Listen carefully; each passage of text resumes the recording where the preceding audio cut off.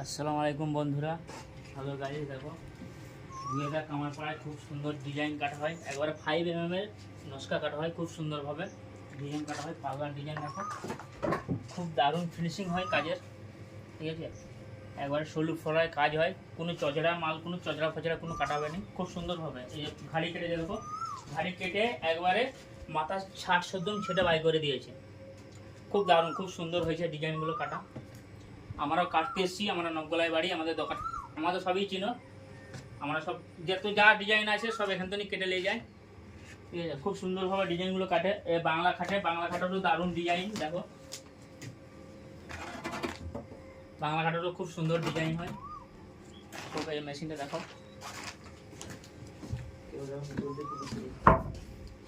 এই cameraman focus করো, এই দেখো